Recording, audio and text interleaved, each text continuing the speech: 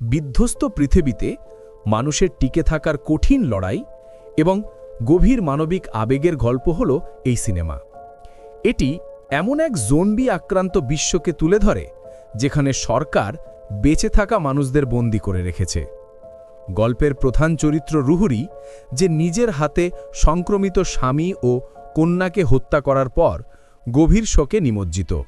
কাহিনী শুরু হয় এক জম্বি ভাইরাস আক্রান্ত পৃথিবীতে, যা বিশ্বজুড়ে ধ্বংসযজ্ঞ চালিয়েছে।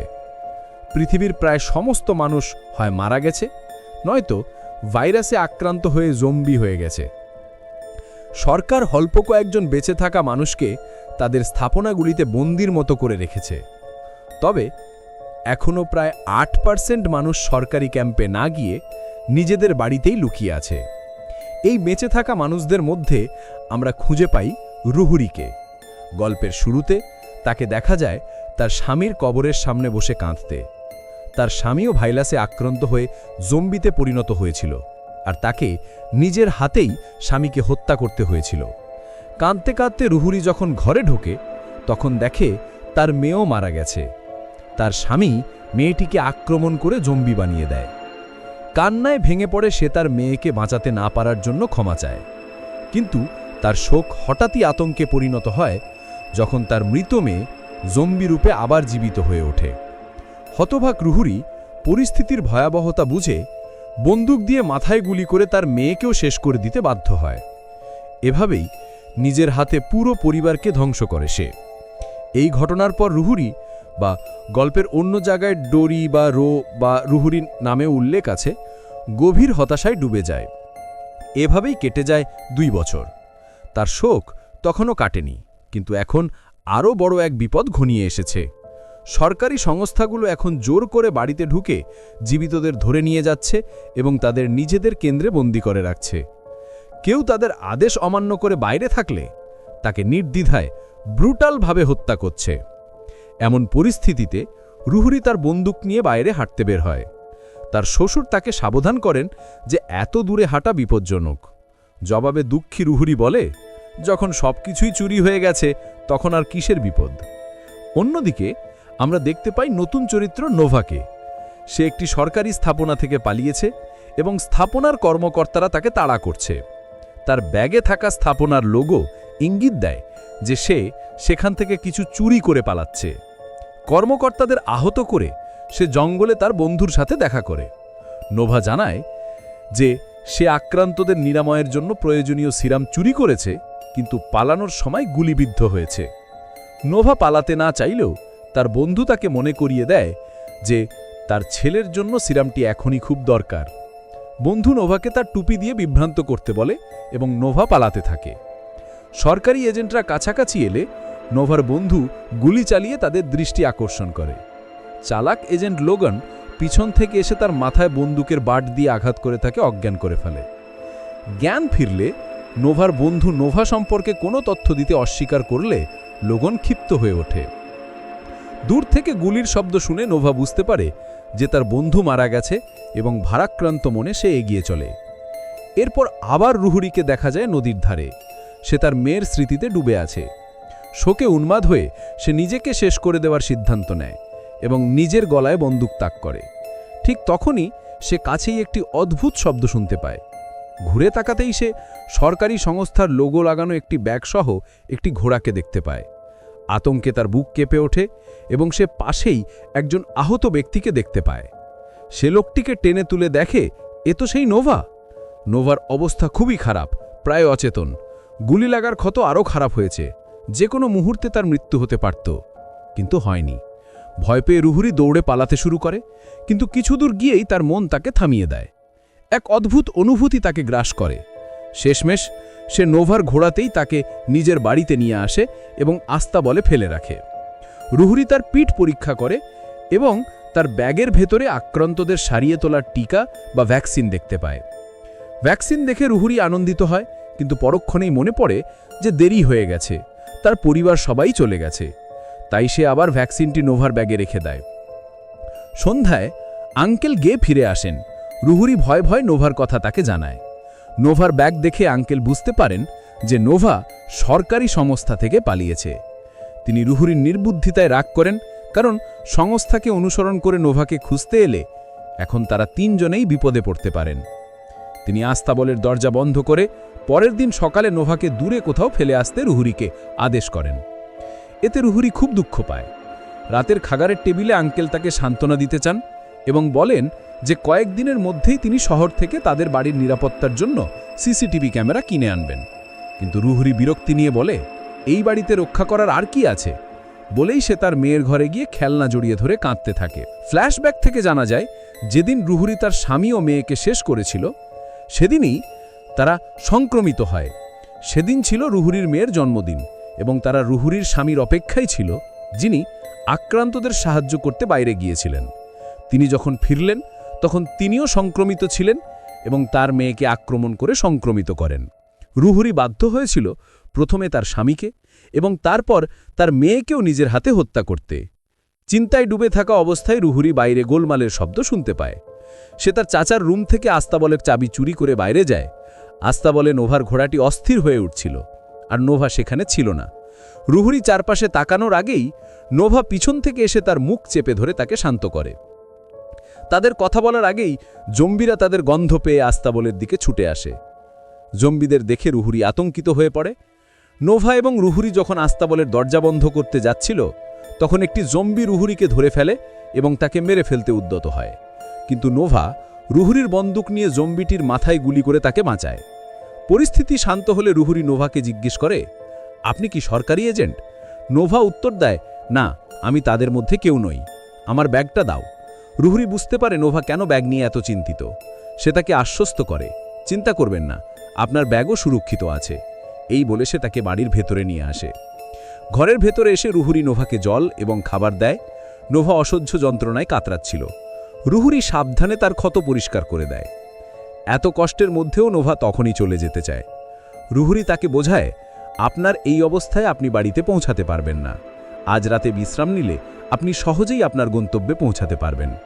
নোভা জানায় যে তার যাওয়া খুব জরুরি। আমার ছেলে 2 দিন আগে সংক্রমিত হয়েছে। যে কোনো মূল্যেই হোক আমাকে ওকে বাঁচাতে হবে, আর সেজন্যই আমি এই সিরাম চুরি করেছি। রুহুরি প্রতিজ্ঞা করে যে সে অবশ্যই তাকে বাড়ি পৌঁছতে সাহায্য করবে এবং এই বলে তাকে রাতটা থাকতে রাজি করায়। সকালে নোভা ঘুম থেকে উঠতেই দেখে আঙ্কেল গে বন্দুক তাক করে দাঁড়িয়ে আছেন।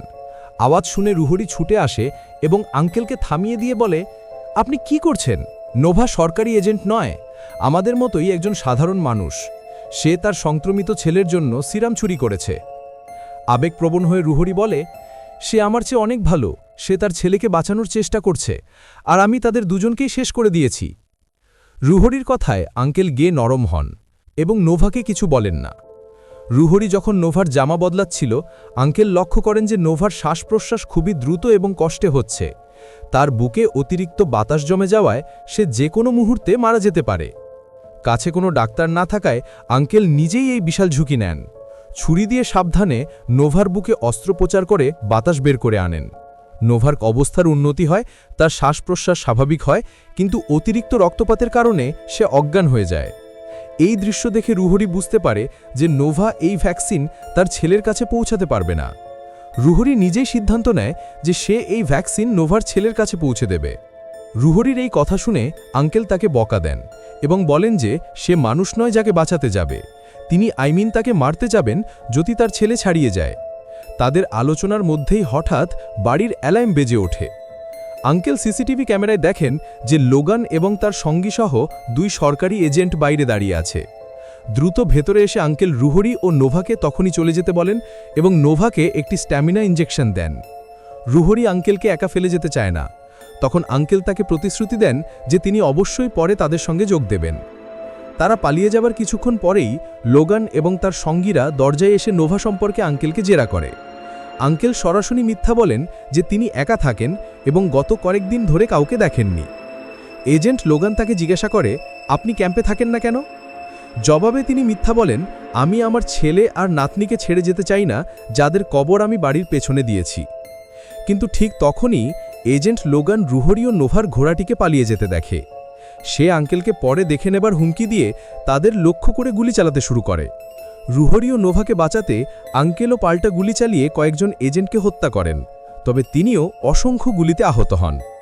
রুহরি এবং নোভা এজেন্টদের দৃষ্টির আড়ালে চলে যেতেই ক্ষুব্ধ এজেন্ট লোগান এগিয়ে এসে আঙ্কেলকে ইলেকট্রিকিউট করে এবং নির্মমভাবে অত্যাচার করে মেরে ফেলে। লোগানের সহকারী এই আচরণে ক্ষুব্ধ হয়। তার মতে মানুষকে এভাবে কষ্ট দেওয়ার আদেশ সরকারও দেয়নি। লোগান শুধু তার নিজের পাশবিক কামনা মেটানোর জন্য অসংখ্য মানুষকে হত্যা করেছে। সহকারী লোগানকে বলে, আমি আপনার অপরাধের অংশ হতে চাই না। এতে লোগান আরও রেগে যায় এবং একা রুহরি ও নোভার পিছু ধাওয়া করার সিদ্ধান্ত নেয়। নোভা এবং রুহরি জঙ্গলের কাছাকাছি পৌঁছলে নোভা রুহরিকে বাড়ি ফিরে যেতে বলে। রুহরি জবাবে বলে, না, আমি আপনার সাথে আপনার বাড়ি পর্যন্ত যাব। আমি আমার মেয়ে আর স্বামীকে বাঁচাতে পারিনি। আপনার ছেলেকে বাঁচাতে সাহায্য না করার অপরাধবোধ নিয়ে আমি বাঁচতে চাই না। রুহরির অবস্থা বুঝে নোভা মাথা নেড়ে তাকে রাজি করায় এবং তাদের সহজে গন্তব্যে পৌঁছানোর জন্য একটি স্প্রে দেয় যা তাদের জম্বিদের কাছে অদৃশ্য রাখবে।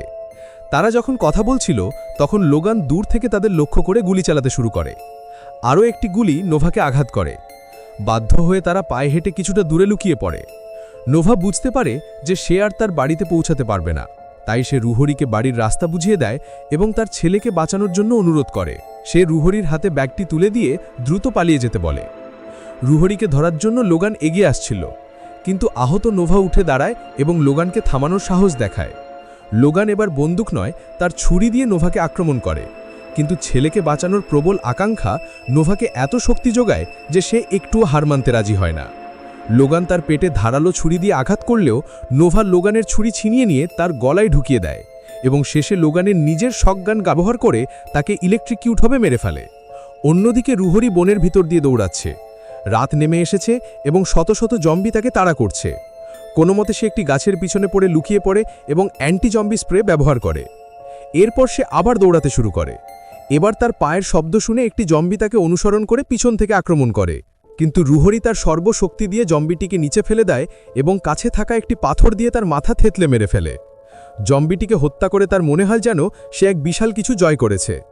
স্বস্তি নিয়ে সে উঠে দাঁড়ায় এবং তখনই সে বুঝতে পারে যে জম্বিটি তাকে কামড়ে দিয়েছে। তার মনে ভয়ের এক ঢেউ খেলে যায়, যেন তার মেয়ে তার জন্য অপেক্ষা করছে। এই ধাক্কা সামলে নিয়ে সে হাল্লা ছেড়ে দেওয়ার সিদ্ধান্ত নেয়। সে নোভার বাড়ির দিকে তার যাত্রা আবার শুরু করে। শারীরিক অবস্থার অবনতি হওয়া সত্ত্বেও সে সকালে কোনোমতে নোভার বাড়িটি পৌঁছায়। দরজার কাছে ব্যাগটি রেখে সে কড়া নাড়ে এবং ঘুরে দাঁড়ায়। ভেতর থেকে নোভার মা বেরিয়ে আসেন। দরজায় নোভার ব্যাগ দেখে তিনি উদ্বিগ্ন হয়ে রুহরিকে নোভার কথা জিজ্ঞাসা করেন। রুহরি তখন কিছুই বলতে না পেরে শুধু কেঁদে ফেলে। তার কান্না দেখে নোভার মা বুঝতে পারেন যে তার ছেলে মারা গেছে। নোভার মা ভ্যাকসিনটি গ্রহণ করার পর রুহরি দৌড়ে নদীর তীরে চলে যায়। সে জানে যে সে খুব শীঘ্রই জম্বি হয়ে যাবে এবং সেখানে থাকলে পরিবারের জন্য ঝুঁকি হবে। নদীর ধারে বসে রুহরি আবার তার মেয়ের সঙ্গে সাক্ষাতের এক স্বপ্ন দেখে। তার মেয়ে যেন তার জন্য অপেক্ষা করছে। এই চিন্তা নিয়েই সে হাসে, বন্দুকটি গলায় ঠেকিয়ে গুলি করে আত্মহত্যা করে। শেষ মুহূর্তে তার চোখ দুটো বদলে যেতে দেখা যায়। এর অর্থ হলো রুহরি যদি নিজেকে না মারত তাহলে সেও জম্বিতে পরিণত হতো, কিন্তু নিজেকে হত্যা করার মাধ্যমে সে দুনিয়াকে আরও একজন জম্বি থেকে রক্ষা করে। এই গভীর মানবিক এবং উত্তেজনাপূর্ণ জম্বি থ্রিলারটি আপনাদের কেমন লাগলো? রুহরির এই শেষ সিদ্ধান্তটি কি সঠিক ছিল? কমেন্ট বক্সে আপনাদের মতামত জানাতে ভুলবেন না। যদি এই বিশ্লেষণটি আপনার ভালো লেগে থাকে তাহলে আপনি ভবিষ্যতে এমন আরও মুভি এক্সপ্লেনেশন দেখতে চাইলে অবশ্যই ভিডিওটিতে একটি লাইক দিন এবং আমাদের চ্যানেলটি সাবস্ক্রাইব করে পাশে থাকা বেল আইকনটি বাজিয়ে দিন, যাতে কোনো নতুন ভিডিও আপনার মিস না হয়। দেখা হচ্ছে পরের ভিডিওতে। ততক্ষণ ভালো থাকুন এবং সুস্থ থাকুন।